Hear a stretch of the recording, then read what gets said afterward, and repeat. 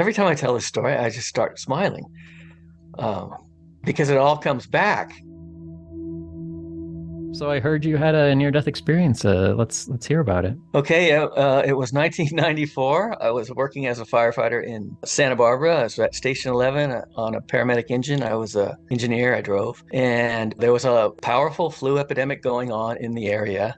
And lots of people were sick. Emergency rooms were full of people. And we went to a patient. She'd been cooped up in her room and she was really ill. And it was obvious we had to move fast because everything about her was wrong. And I grabbed the O2 and scooted across the bed and got above her and got a mask on her. And as I was fixing it, tightening it up, she let out this big exhale because she so happy that we had arrived. And I was taking a breath in and I felt my lungs fill with her breath. And I said, well, if that's not an inoculation, I don't know what is. And a couple of days later, I was really sick. At this point, I was really ill and I was at home. I was circling the drain. It was hard to get out of bed. I was throwing up and it was going the other way. It was afternoon of the third day. I think I was looking in the mirror and I said, man, I don't even look like myself. Everything was dark. My heart was racing. It was like 150. And I tried to take my pulse at my wrist because that's a good indicator of what your blood pressure is. And I couldn't get a pulse at my wrist, so I knew it was below 80. So I called my niece, I called my sister, and my niece picked up, and I tried to talk to her, and it was just a whisper. And she knew there was trouble. She hung up, dialed 911, and Santa Barbara County Fire came and picked me up. Guys did a wonderful job. They started high-flow IVs. It was obvious that I was severely dehydrated and got me in an ambulance and got me to the hospital. And when we went in, the place was full. It was full of people, full of kids and adults, and everybody had this same really powerful flu. And I got put in a room and they kept changing out the IVs. I had a couple of bags by then. I think another one was hung. By the next day, when I left, they said they'd given me 11 liters of fluids. They're trying to float the system because something happened, and I don't blame anybody, or I don't have any ill feelings towards anybody about it because it led to this event, which was something that was meant to be.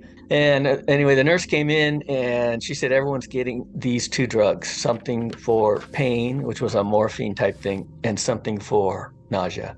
She pushed him into the IV port, and I kind of was sitting up. I was getting dressed. My wife was there, and I was like, I think I can go home. And she goes, nope, the doctor hasn't even seen you yet, and these are orders for everybody. Anyway, she pushed it, and I keeled over.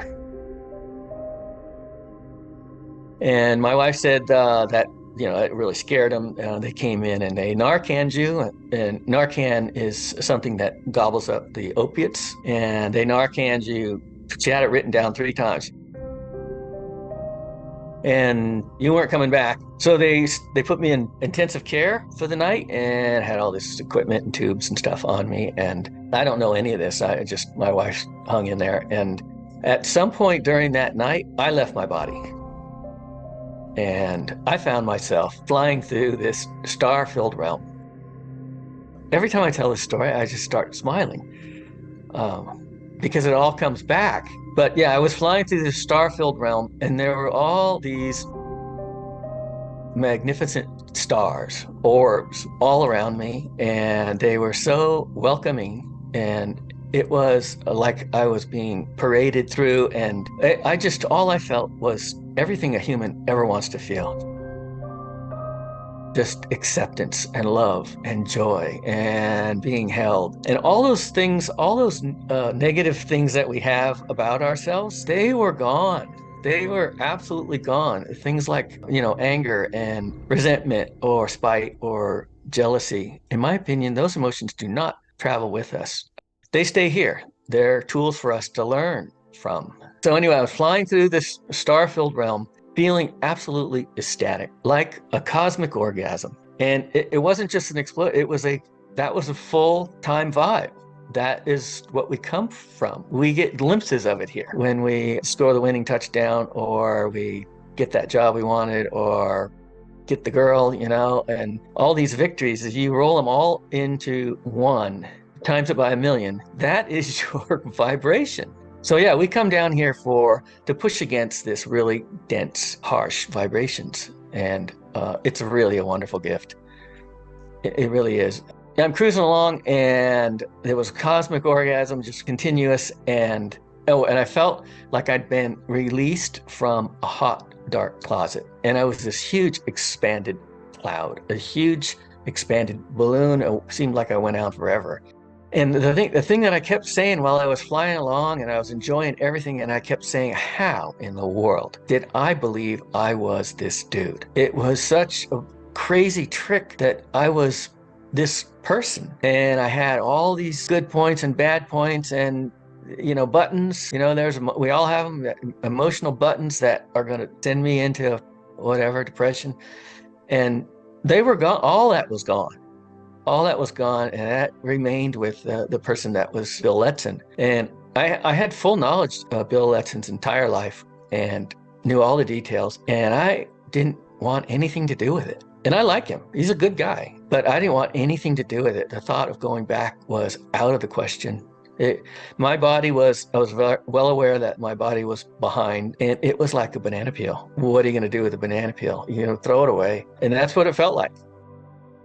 So I was flying along, and then all of a sudden I landed. I landed in a place that was solid. It had indirect lighting, and there were gurneys around, and there was equipment that was hanging from the ceiling. It was like a facility or a clinic or something. And right in front of me there were beings. There were these three short little hooded guys, and they looked exactly like those beings in the movie Communion.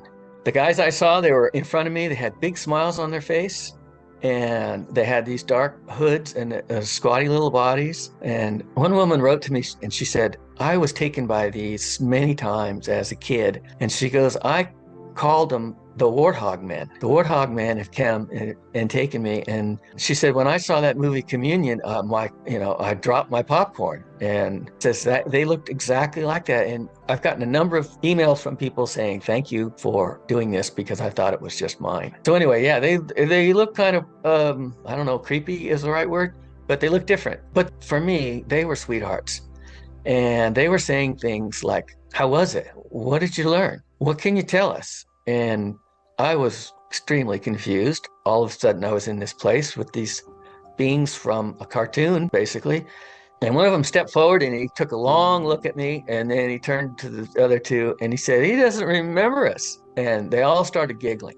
And I was like, well, guys, I'm having a little trouble. All of a sudden, things are very strange from my perspective, and I kind of remember you, but give me a little time. And they were giggling and bouncing around, and they were wonderful. And then there was this other guy, and he was sort of in charge. He was kind of in the background. He came forward, and he was this tall, wispy guy, and he had this incredible ecstatic smile. His eyes were open, his eyebrows were up, and he had this wonderful smile and laugh. And he was obviously in charge, but he was the best boss anybody could ever have. He wasn't, very strict at all. When he came forward towards me, my throat just tightened and my chest expanded.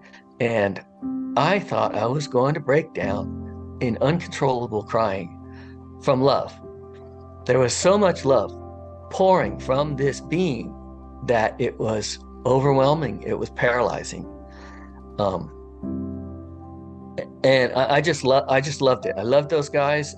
He was cool. There was some back and forth stuff.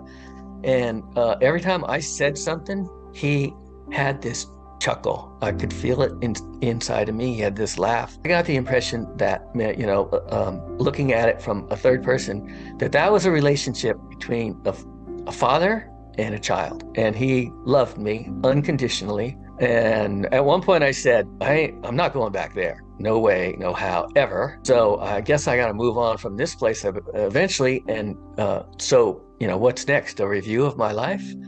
Would you guys like to get started with that? And he just loved that. He just cracked up like I was a little toddler trying to take over. And he said, sure, let's do that. How do you want to start? So I started talking, and I was telling stories about jobs that I wish I'd taken. My wife and I got this offer for this job on an island off the coast, and we were going to live on this island by ourselves and take care of the wildlife. And it was really super remote. It was like an hour helicopter ride off the coast. And she wanted that. That was right up her alley. And I took a fire job. I still wanted excitement. But I wish I'd done that for her, because she's never asked for anything, but she did want that. So yeah, I talked a little bit about that and a few other things. And nobody was listening. They didn't care. It was obvious that I was brought in there for a quick show and tell. And I wasn't staying. It wasn't the end of my life. And I was the only one in the room that didn't know that. And at one point he said, okay, that's enough. He stepped forward like a father and said, time to go back. And that just floored me. I was like, what? Go back? I'm not going back there. There's no way. He says, yeah, you got to go back. You got things to do, and they're important. And the three little guys, it was like they were reassigned. They just disappeared. They went somewhere else in that facility. And it was just he and I, and he came forward and he's like, okay, you're going back. And as he stepped forward, I felt myself slipping back. The place just started to break up. It started to dematerialize. It's like I was being beamed out of there, and I was going to another channel. I was going to another frequency, and it was a descending feeling. And I dropped away into darkness. It wasn't a good place. It wasn't someplace you wanted to be. It was lonely and it was dismal, and you didn't want to stay there. Then I was back in my body, and I woke up, and a nurse came by and she says, you're awake. And I'm like, yeah, I need to talk to you. And she said, I just got to go tell the doctor. We've been worried about you. We didn't know what was going to happen with you. We didn't know what was going on. And I said, okay, that's cool. You can go talk to the doctor. But first, what am I doing back here? You know, I was pissed. I said, I was home. I'd made it out of here. I was home with my best bros. How is it that I ended up back here? I had bought the farm. I was convinced of it. She said, honey, you've been in escrow, but you fell out of escrow, and now you're back with us, and you're going to have to get your head around that. And I thought that was, looking back, that was really good advice, because after that experience, anybody who has an experience like that, the yogis and the spiritual teachers, they'll tell you, get back in your life and chop wood and carry water and do the things that support your life and keep it going, because you're on a journey. You're a soldier for the higher self, this higher version of you that came for experiences that are mapped out. Get back on the job and make them proud on the other side that you gave your best and you made the highest vibration choices in this life. And what was the dark place that you spent a little time in, and what was its point? What's the purpose of it? It's up to us to create our vibration. When we live our life and our vibration is low because we've been selfish and self-centered and mean-spirited, and we all know these people, we've all met them. And when we leave our bodies, when we die and leave our bodies, our vibration is going to match that low vibration of those lower places, and that's where we'll be stuck. It's not forever. It's just till we sort out where we went wrong in this life, and because we are these infinite amazing beings. If you listen to those people who they give a video about going to hell, almost every time it's like they sort it out. One woman was in a coma for weeks, and at one point she sorted it out, and she started singing a spiritual song that she sang in church, and she popped right out of hell. and she said that most of the time she had no idea she was dead. This thing about leaving this world in an astonished state. You're going to bump around in these low vibrational places until you can sort out that astonishment. And for some, it could be a long time. Edgar Cayce, when he used to leave his body to give a reading, he would sit quietly until the vibration started right in his eyes, and he would start that REM sleep, that blinking thing that you talked about, and I feel it all the time. Then he would find himself a little speck of light outside of his body, and he knew that he had to follow the light in order to stay safe. And that the first level of the realms that he visited or he moved through, he would move over to this staircase, and it was this like Jacob's ladder, and he would start up this staircase and he would pass these little hooded gnomes and elves and things, and they had very dark robes at the lower levels, and then they'd be light colored at the higher levels, and there'd be like 8 levels, I think, and he'd go into the Akashic records and get a reading and return. But he said that that first level was a place of nightmares. The things that were alive in that area